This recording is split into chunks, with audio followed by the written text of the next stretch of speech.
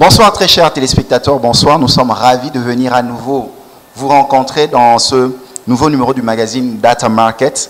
Merci, vous avez été très nombreux à suivre notre précédent numéro avec Anne-Émilie Kassongo-Yoto qui a parlé de l'entrepreneuriat féminin, comment accompagner les jeunes entrepreneurs et les jeunes femmes qui commencent ou qui débutent leur carrière professionnelle. Nous avons été contactés et un grand merci pour votre soutien. Si vous nous suivez maintenant, vous pouvez suivre cette émission sur réseaux sociaux, soit en allant dans la page Facebook de Data Markets ou en allant cliquer sur Internet, sur YouTube, la chaîne YouTube Data Markets, ou aller encore en profondeur dans Symphorien Katende TV. Pour ce soir, nous allons à la rencontre de l'Afrique. L'Afrique qui bouge, l'Afrique qui investit, l'Afrique qui va de l'avant. Sans plus tarder, je vais vous présenter mon intervenant de ce soir, le participant dans ce nouveau numéro du magazine Data Market. Bonsoir, docteur Guy Kazadi. Bonsoir, Symphorien. Docteur Guy Kazadi, vous êtes médecin dentiste? Oui, exactement. Ça se dit? Médecin dentiste, chirurgien dentiste, tout dépend de l'appellation que l'on fixe à la sortie des études. Docteur Guy Kazadi, un entrepreneur dans le domaine de la santé. C'est la raison pour laquelle nous venons vous rencontrer. Oui, exactement. Docteur, permettez-moi de saluer nos téléspectateurs. Vous nous suivez de l'Illinois, Dallas, vous nous suivez de Washington, vous nous suivez du Québec, Montréal, vous nous suivez en Afrique. Là, je vois le Maroc, la Tunisie, je vois le Gabon, je vois le Nigeria, je vois le Congo-Brazza, le Rwanda, l'Ouganda, le Botswana, je vois la RDC, là je vois le Walungu, Bukavu, Butembo, Goma, je vois tout ce côté de la RDC qui nous soutient, Kinshasa. Soyez le bienvenu dans votre nouveau numéro du magazine Data Market. Ce soir, nous allons parler de l'entrepreneuriat dans le domaine de la santé, mais pas n'importe quel entrepreneuriat, mais ceux qui investissent dans les cabinets dentaires. Docteur, bonsoir à nouveau. Bonsoir, Symphorien Katende. Comment pouvez-vous vous présenter à nos téléspectateurs? Qui est docteur Guy Kazadi? Docteur Guy Kazadi, chirurgien dentiste de formation. J'ai obtenu mon diplôme à l'université de Kinshasa en 1990 et depuis j'exerce comme chirurgien dentiste. J'ai passé mes 5 premières années en professionnel à la minière de Bakwanga à Mbujimaï. La MIBA. La MIBA, c'était mon premier emploi. Je terminais à l'université, il y avait une offre. Je me suis dit, bon, allons-y. J'ai passé mes 5 premières années à la MIBA. Sur le plan professionnel, c'était très enrichissant parce que, évidemment, la MIBA était très florissante à ce moment-là.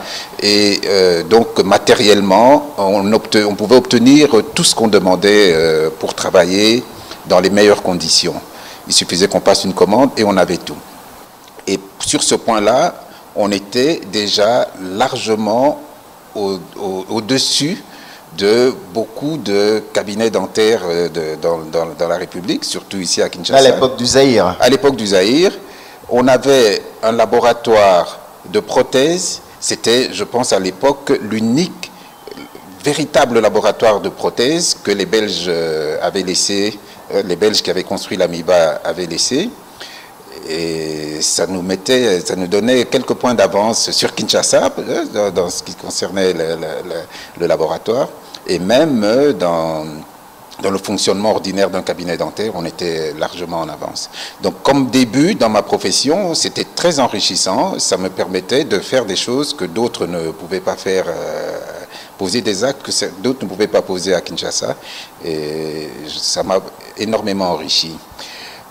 Après les 5 années, j'ai déposé ma démission parce que mon plan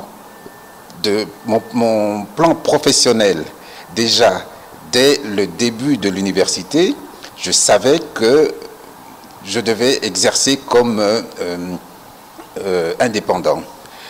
Et je me disais, je termine mes études, je travaille un peu quelque part pour me faire la main et puis je me lance dans le privé. Et aux études, je crois en 2e année graduat, la première fois que j'ai entendu le mot SPICS, dans le cours d'anatomie. Ça tapait dans ma tête et je me suis dit, ça sera le nom de mon cabinet. Et donc, je faisais déjà à ce moment-là une projection de toute ma carrière avec le nom de mon cabinet en tête. Je me fixais une ligne, je termine mes études, je travaille un peu dans le public et je reviens m'installer dans le privé. Donc, j'avais déjà une ligne bien tracée. Mais mon plan était de ne faire que 2 ans à l'AMIBA et revenir sur Kinshasa pour me lancer dans le privé. Au bout de la 2e année, il y a eu pillage à Kinshasa. Tout à fait. Ouais, et donc, je n'ai pas su venir. L'année suivante, il y a eu encore pillage. Ça m'a retardé encore. Et à la 5e année, je me suis dit, bon, là, maintenant, c'est bon. L'économie est redevenue stable. Je peux aller m'installer à Kinshasa. Et j'ai pris mes clics et mes claques et ma famille. On est revenu sur Kinshasa et je me suis installé. Mon premier cabinet privé, je l'ai ouvert sur l'avenue de la Mongala, juste à côté de l'ambassade d'Italie. Il y a un complexe qu'on appelle Assist, qui appartient toujours d'ailleurs à l'ancien directeur de cabinet de Mobutu, M. Bisengimana. Tout à fait. Donc là, j'ai pris un local et je me suis lancé. Il faut dire que les débuts sont toujours difficiles. Je viens de Mbujimayi, je ne suis pas connu ici à Kinshasa comme dentiste, mais je prends le risque déjà à cette époque-là de m'installer au centre-ville, alors que les collègues c'était plutôt timidement à la cité, en ayant un peu peur. Moi je me suis dit bon, donc vous vous lancez dans l'entrepreneuriat dans le cabinet dentaire. Ouais. Et il a fallu quelques années pour arriver à un certain niveau et puis une bonne stabilité.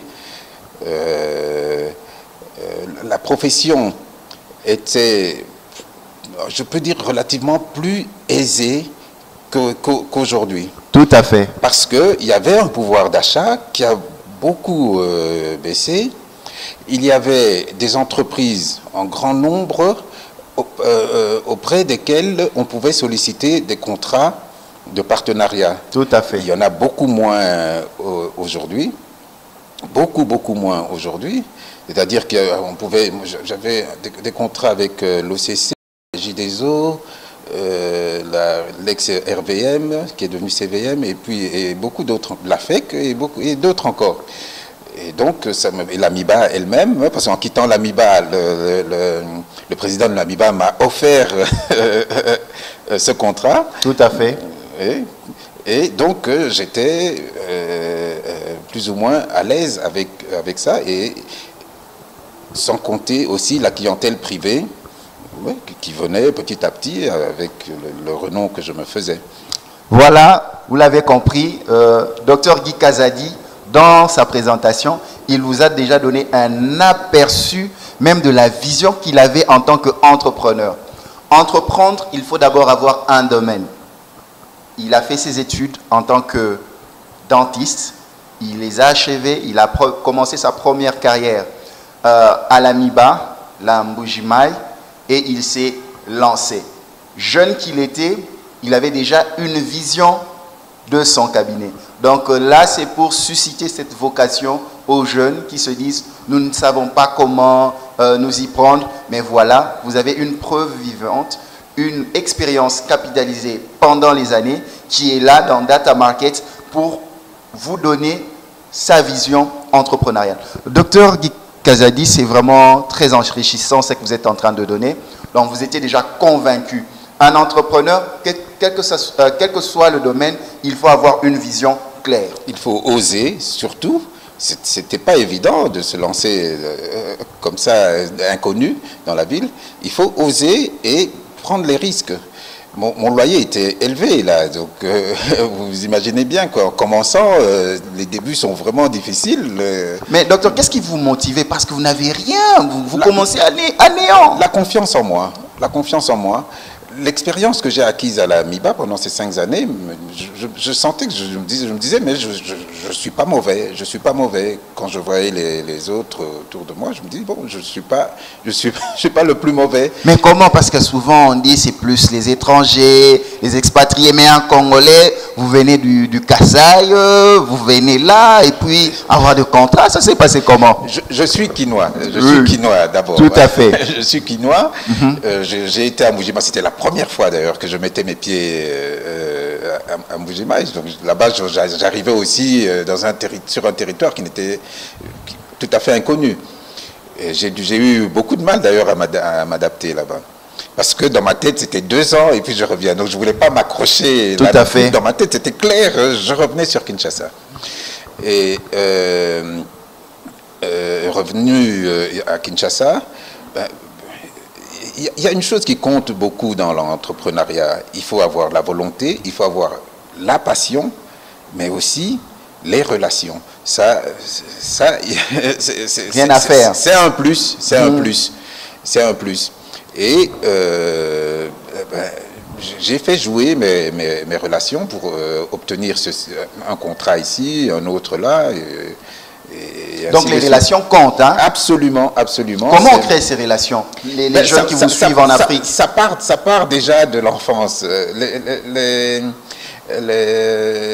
monde que vous fréquentez durant votre enfance. Ça veut dire l'école, on doit vous mettre dans une très bonne école où vous avez... Les amis des parents qui occupaient des postes importants déjà à cette époque-là.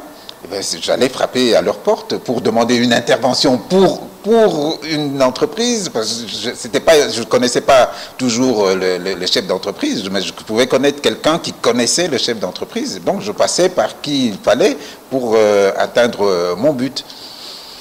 Donc la façon de vivre avec les autres, son environnement compte. Absolument. Une personne intègre, droit, gentil, amical, être crédible aussi. Crédible. Être crédible aussi, ça c'est une des choses les plus importantes. Parce qu'il vous recommandait. Donc oui. La personne qui vous recommandait, donc il allait aussi de sa personne. Donc il fallait que non, la personne dont vous nous avez recommandé, elle est compétente. Voilà. Parce que si elle n'était pas compétente, ça froisse aussi. Hein? Oui, et donc j'ai fait 15 ans à Siste. Là sur l'avenue de la Mongala. Voilà, oui. Votre tout premier cabinet. Oui. Et alors,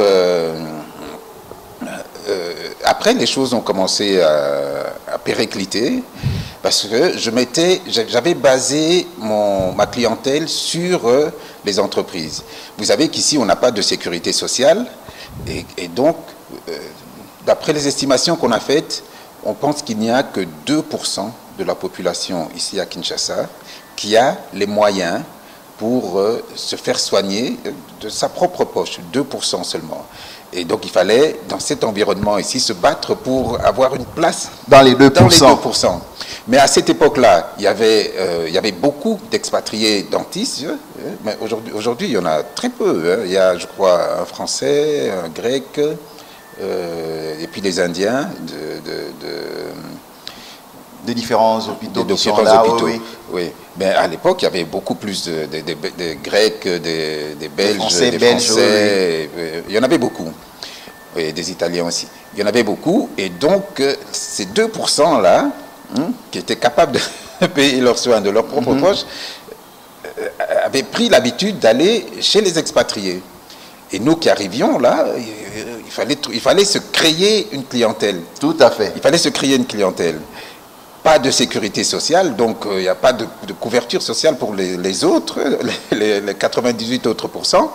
Mais quand même, ceux qui avaient un emploi pouvaient se faire soigner à travers les entreprises. Et donc on s'est dit, c'est là qu'il faut frapper. Et il fallait chercher des contrats avec les entreprises. Évidemment, dans les 2%, on pouvait avoir quelques miettes, mais c'était au niveau des entreprises. Mais docteur, est-ce que vous n'avez pas eu besoin à recourir à l'emprunt d'une banque ou l'accompagnement d'une banque pour ouvrir votre cabinet dentaire, ou bien c'était votre propre fonds, vous avez dû économiser et puis vous lancer? Il y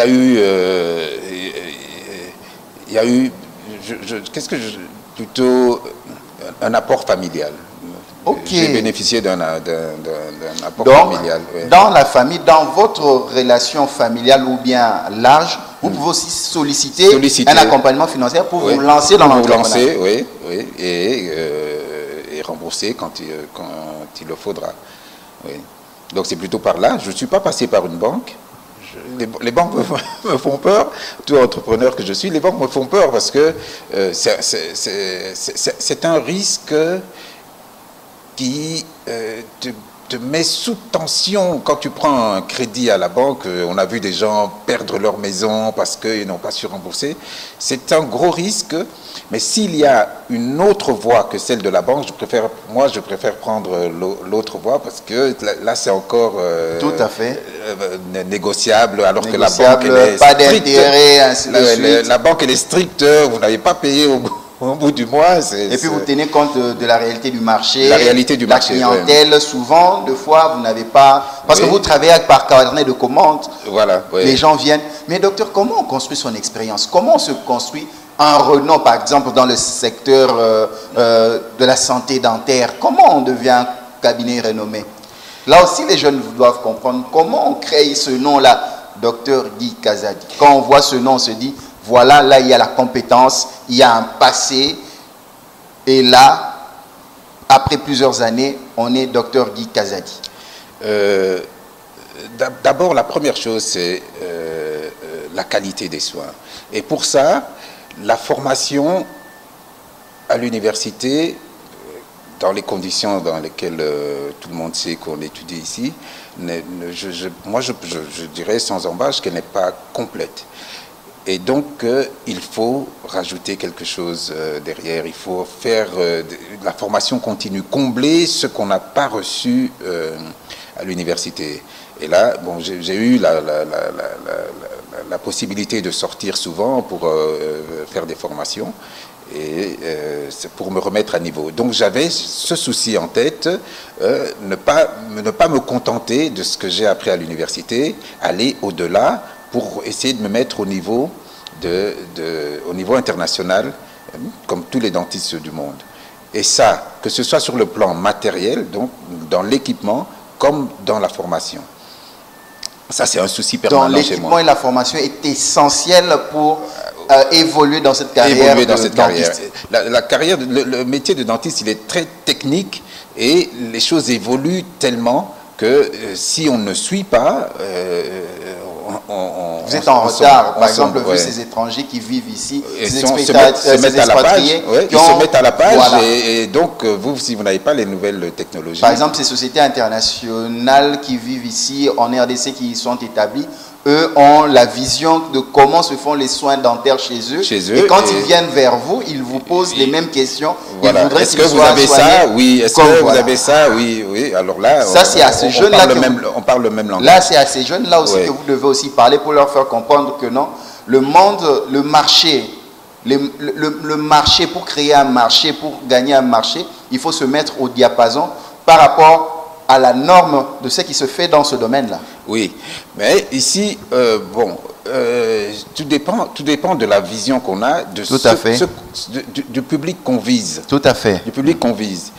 Quelqu'un qui veut s'établir, je ne sais pas, au fin fond de Ndjili, par exemple, peut-être qu'il n'aura pas besoin d'être à la pointe de la technologie en ouvrant son cabinet.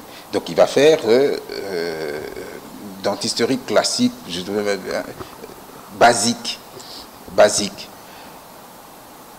Mais quelqu'un qui s'établit au centre-ville, qui vise les 2%, là il doit être au top.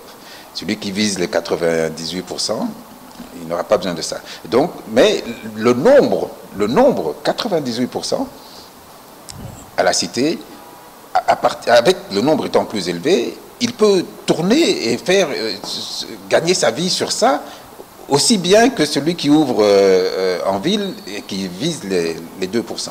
Mais docteur, vous œuvrez dans un domaine où on a vraiment besoin des spécialistes parce que soigner les dents, soigner les maladies bucco-dentaires, ce n'est pas donné à tout le monde. Hein?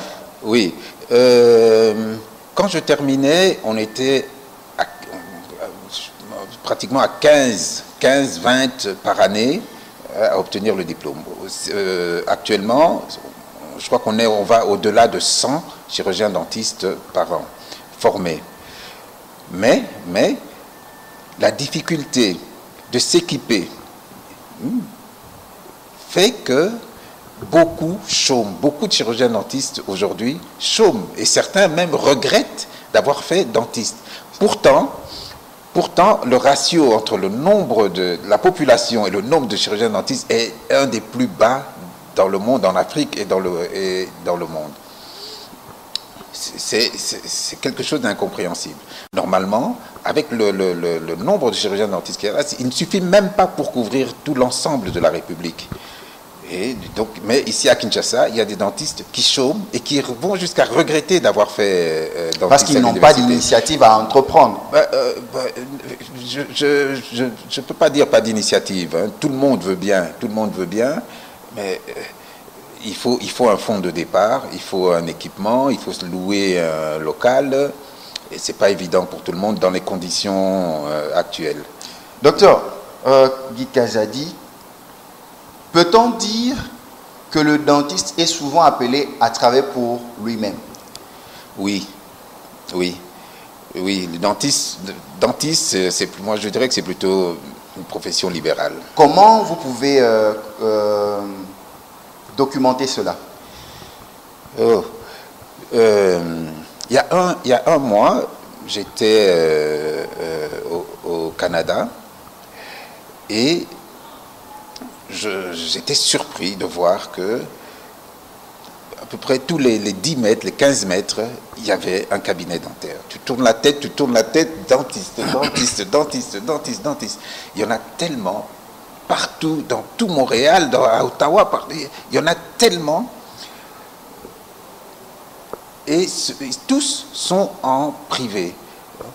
Je crois même que l'État ne prend pas en charge les soins dentaires, n'assure pas les soins dentaires pour la population. Donc les dentistes sont en privé et c'est le patient qui vient et qui paye chez un privé. Donc, dans le monde entier, le métier de dentiste, il est fait une profession libérale pour les déjà au départ, celui qui veut se lancer dans cette filière, le jeune qui veut se lancer dans cette filière, doit se dire que là, je suis dans un métier libéral, donc je travaillerai pour mon propre compte. Je suis un entrepreneur. Voilà, oui. Mais n'empêche que dans les grands hôpitaux, on peut trouver des dentistes. J'étais surpris qu'on m'a dit qu'au Canada, il n'y avait pas de cabinet dentaire dans les grands hôpitaux. Tout se faisait en privé. Vous voyez la mentalité là? Tout à fait. Tout se fait en privé. Ici, chez nous, il y en a. Vous allez à Ngaliema, il y a un cabinet dentaire, Mamaemo. Et dans les grands hôpitaux, il y a des cabinets dentaires. Docteur, qu'est-ce qui vous plaît dans votre métier? Parce que ça doit aussi être une vocation, un appel. Oui. Une fois, mon père m'a posé la question, pourquoi tu ne fais pas médecine générale, tu veux faire dentiste? Je lui ai dit, j'ai toujours su que j'étais doué avec mes doigts, hein, j'avais une certaine technicité avec mes mains, et ma tête n'est pas vide. Et la dentisterie exige ces deux qualités, là, la tête, les mains. Donc vous êtes habile. Oui, donc je dis, c'est le métier qu'il me faut, parce que des deux côtés, je m'estimais assez bon. Et le contact avec l'autre, parce que c'est vrai, on peut être entrepreneur, mais comment se crée le contact avec l'autre? Un patient, par exemple, vous l'assurez, comment ça se fait? Oui, d'abord, pour assurer, il faut être sûr de soi-même, savoir ce qu'on va faire, savoir expliquer ce qu'on va faire et faire ce qu'on a dit. Au premier abord, savoir mettre le patient en confiance, hein, et chasser son stress, parce que la première chose qui fait fuir le patient, c'est la peur. Vous savez, quand on entre dans un cabinet dentaire, on se sent comme agressé. Là, on va m'arracher les dents. Agressé. On va me faire mal. Matériel, il y a une lampe qui va... projette une lumière sur soi, on voit du gros matériel, on se dit aïe, aïe, aïe, aïe, aïe. Et puis on se dit on va se faire piquer, ça va faire mal. Et donc rien que ça retient le patient à la maison. Il dit non, je n'ose pas aller chez le dentiste à cause de tout ça. Donc, mais s'il franchit la porte, là, il faut le rassurer totalement. Et ça, c'est pour garder une clientèle, c'est là, ça, déjà là, tout se joue déjà à ce niveau-là. Rassurer, et puis rassurer de ne pas faire mal au cours des soins. Parce que si vous faites mal, c'est fort possible que votre patient ne revienne pas. Le dentiste avait la réputation d'être un menteur. Hein, on dit, il y a cette expression menteur comme un arracheur de dents. Oui. Mais la science, la technologie en dentisterie a tellement évolué que maintenant, on sait gérer la douleur et on peut faire des soins dentaires sans douleur. Docteur, aux jeunes qui vous suivent partout en Afrique et même dans d'autres continents qui suivent à cet instant Data Market, quelle est la norme d'un cabinet dentaire? Quel est le standard d'un cabinet dentaire à ces jeunes-là? Parce que vous avez la pratique avec vous. Vous avez la science et la pratique avec vous. La première chose dont il faut s'assurer, c'est avoir une chaîne de stérilisation adéquate. C'est une grosse responsabilité de faire dentiste parce que vous savez, il y a toujours du sang sur les instruments, de la salive, du sang, et on peut transmettre aux patients ou à soi-même ou au personnel des maladies à travers les instruments. Et donc, si on n'assure pas une chaîne de stérilisation parfaite, on n'ouvre pas de cabinet. Ça, c'est la première chose. Ça, c'est la première chose. Ensuite, on a le fauteuil dentaire. Bon, il n'est pas nécessaire qu'il soit high-top. Hein.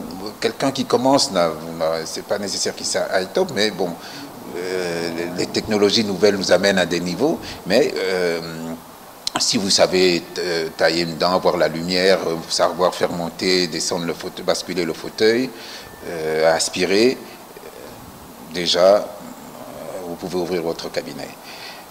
Et par rapport au personnel, qui sont les personnels qui accompagnent un dentiste? Oui, on a une grosse difficulté ici au Congo sur ce point-là, parce que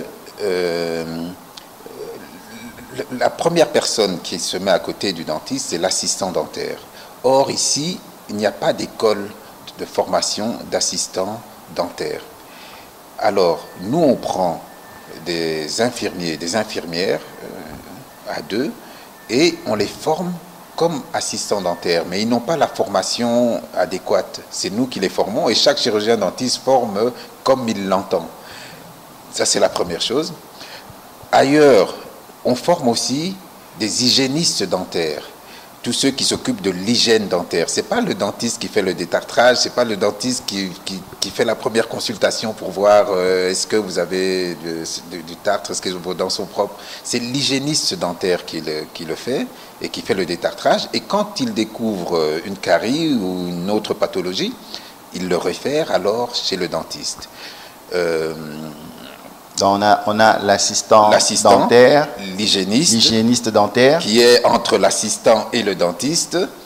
Et puis, je disais, cette équipe doit être formée au minimum de 3 personnes, au maximum ou au minimum. Disons dans les normes, mais les conditions congolaises ici ne le permettent pas.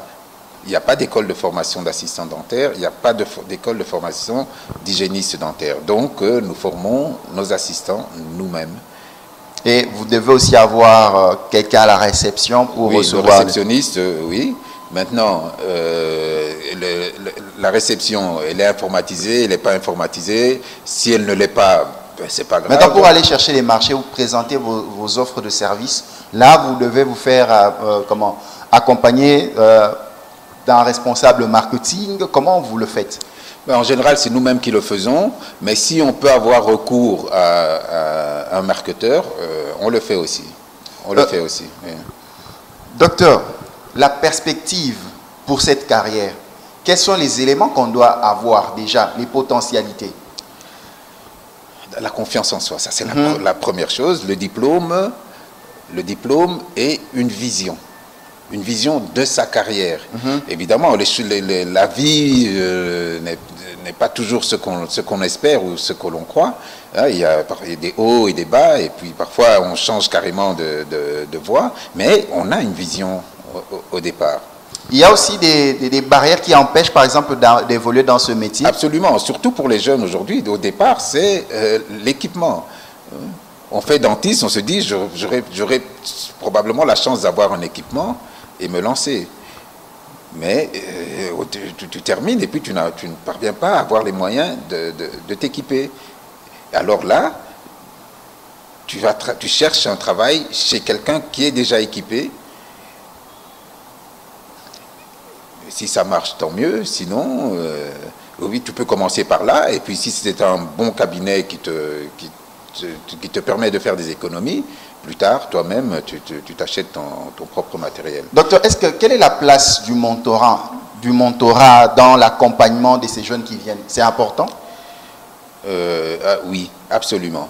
Absolument. Déjà, au départ, je disais que la formation n'était pas complète à l'université, et donc venir dans le monde professionnel, c'est accepter aussi de compléter sa formation, donc d'avoir quelqu'un à côté qui va vous guider, vous montrer les techniques nouvelles, celles qu'on n'a pas apprises à l'université, vous mettre à la page.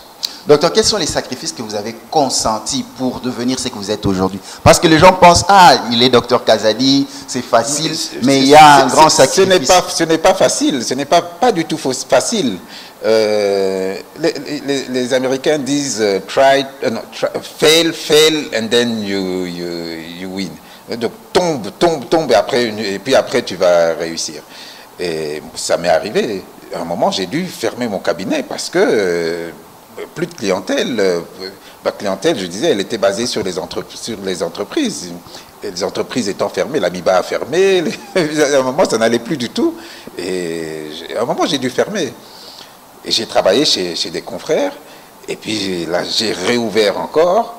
Et donc, j'ai eu une baisse à un moment donné de la vie. Mais mon objectif n'était pas perdu à ce moment-là. Je me disais, bon, j'accepte cette situation en me disant, à un moment, je vais me relancer. Docteur, même si on est grand, il faut aussi s'apprêter à tomber. Comme tout entrepreneur, à partir du moment où tu es entrepreneur, il faut accepter l'échec. Parce que l'échec enrichit, en fait. De là où j'étais, par rapport à là où je suis maintenant, après l'échec, j'ai fait un bond. J'ai fait un bond sur le plan technologique et même dans la formation. J'ai fait un gros bond. Donc, docteur, il ne faut pas avoir honte de l'échec. Il ne faut pas avoir honte de l'échec. Quand on entreprend, on n'a pas honte de l'échec. Au contraire, l'échec enrichit. Mais docteur, comment on se prépare? Parce que les jeunes qui nous suivent se disent, oh non, il faut toujours avancer, mais comment? Parce qu'il y a aussi beaucoup de ces entrepreneurs qui ne parlent pas de leurs échecs. Hein. Ah mais non, il n'y a personne qui a fait quelque chose sans tomber. Non, je ne pense pas. Je ne pense pas. Même le président des États-Unis, Trump, il a fait faillite avec son entreprise à un moment. Et aujourd'hui, il est président de la République. Son entreprise est au top aujourd'hui. Donc, c'est même bénéfique. C'est même bénéfique parce que ça te remotive, ça te recale les idées et ça te permet d'aller plus loin. Et ça te permet de voir si tu es fait pour ce que tu veux faire. Voilà, exactement. Si tu es endurant, comment tu peux encaisser le coup. Mais docteur, quel est le moral de quelqu'un qui échoue? Parce que vous dites, vous vous êtes lancé et à un certain moment ça n'allait pas, vous avez refermé. Oui. Et pour aller travailler chez les confrères. Comment il faut Oui, beaucoup d'humilité là. Hein. Voilà, beaucoup d'humilité parce qu'à un moment vous dites voilà, je suis bien placé, je suis bien positionné, et puis après hop, vous êtes obligé d'aller travailler ailleurs parce que vous n'allez pas rester. Donc un entrepreneur doit d'abord être humble. Absolument, absolument, absolument. J'ai été frappé à la porte de mes confrères. Je remercie ceux qui ont bien voulu m'accepter chez eux. Je leur fais un petit coucou d'ailleurs. Et ça a duré un petit moment. Et puis après, je me suis relancé. Mais quand vous êtes relancé, vous ne vous êtes pas dit que vous allez encore retomber? Qu'est-ce qui vous motive? Vous carburez à quoi? Catholique chrétien que je suis, c'est un peu comme la foi. Entreprendre, c'est avoir la foi. Avoir la foi. C'est avoir la foi. Avoir la foi. Tomber, ça arrive à tout le monde. Parfois, on est la risée des gens. Mais au fond, il y a une voix qui te dit tu vas te relever, tu dois te relever, tu dois y aller, tu dois réussir. Docteur, en vous, il y a 3 éléments qui nous servent, même moi, d'éléments déclencheurs, motivateurs, d'éléments révoltants. 1, vous vous êtes lancé dans l'entrepreneuriat, vous n'avez pas recouru au financement d'une banque. Vous avez dit que vous avez recouru au financement de la famille, ceux qui pouvaient vous aider, et après rembourser. De 2, vous aviez déjà une vision de ce que vous voulez faire. Par exemple, le nom de votre cabinet, vous l'aviez déjà au départ, oui, sans savoir que vous allez oui, dans les études. Oui. 3, vous êtes tombé, vous êtes reparti de zéro et vous reconnaissez la place de l'humilité. Mais pour ce jeune entrepreneur qui pense que tout est facile, qu'est-ce que vous pouvez leur dire? Rien n'est facile. Rien n'est facile et surtout, dans le contexte actuel, commencer, c'est le plus dur. Commencer, c'est le plus dur. Mais dès qu'on tient quelque chose, on a eu la chance d'avoir même un petit matériel pas si sophistiqué que ça. Dès qu'on tient quelque chose, il faut toujours viser plus haut. Toujours viser plus haut. Mieux s'équiper, mieux se former pour faire un renom. Et étudier l'environnement. Étudier l'environnement, ne pas se lancer sans comprendre où on va, qu'est-ce qu'on veut faire. Étudier l'environnement. Je m'installe ici parce que j'ai vu que dans les environs, il n'y avait pas de dentiste. Je veux une clientèle de proximité. Et donc, dans cette clientèle de proximité, il faut que mes tarifs soient à tel niveau pour que la population que je vois puisse accéder à mon cabinet. Donc, faire une espèce d'étude de marché, il faut ne pas se lancer à l'aventure sans bien comprendre ce qu'on veut, où on met les pieds.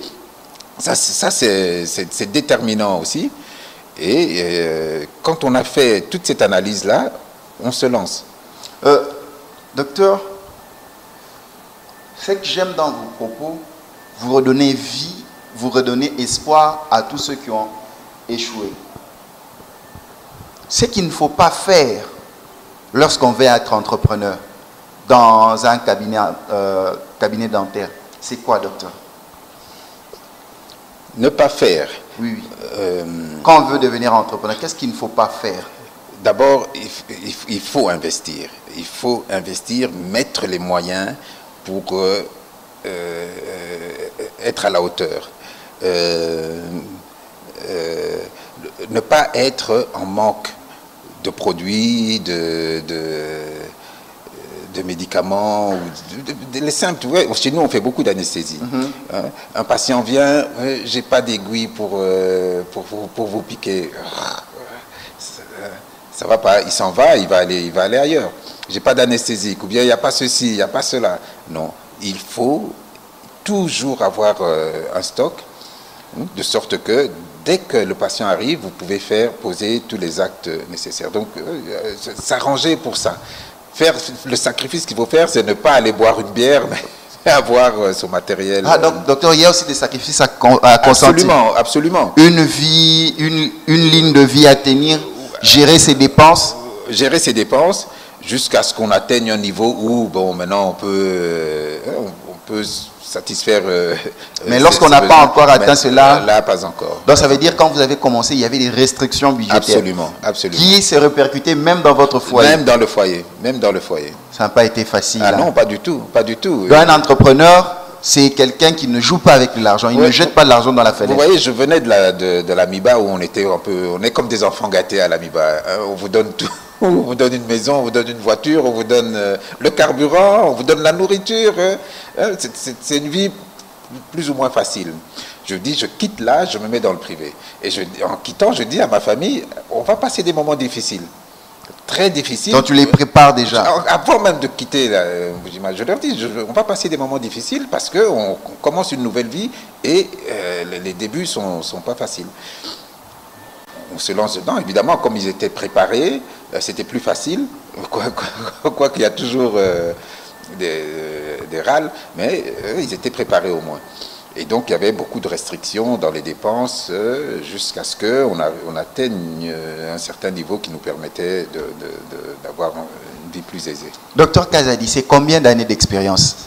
J'ai terminé en 90, fin 90. Mon premier emploi à l'AMIBA, c'était juillet 91. Juillet 91. Et donc, de juillet 91 à aujourd'hui. Docteur Kazadi, juillet 91, vous commencez, vous débutez à l'AMIBA. Docteur, voici l'instant où vous allez partager votre expérience avec ces jeunes. Tout ce qui vous vient à cœur, vous leur partagez à ces jeunes qui vous suivent partout en Afrique, en Europe, en Asie, en Australie, tous ceux dont nous partageons la langue française. Vous allez leur dire de votre expérience. Ça sera un peu votre transmission de votre expérience dans votre domaine. Docteur Guy Kazadi, qu'est-ce que vous pouvez dire à ces jeunes qui vous suivent maintenant? Les difficultés sont énormes aujourd'hui. C'est beaucoup plus difficile aujourd'hui qu'il y a 20 ans de s'installer et de se faire une clientèle. Mais ce n'est pas pour autant qu'il faut se décourager et abandonner la profession. Pourquoi? S'il faut quitter Kinshasa parce que le marché semble fermé, aller à l'intérieur, il ne faut pas hésiter. Il ne faut pas hésiter. Un chiffre, nous avons 26 provinces ici au Congo. Des 26 provinces, il n'y en a que moins de 10 ou moins, qui sont équipés en cabinet dentaire. Donc les 16 autres n'ont pas de cabinet dentaire. Vous voyez que c'est un gros marché à l'intérieur du pays qui attend ceux qui chôment ici.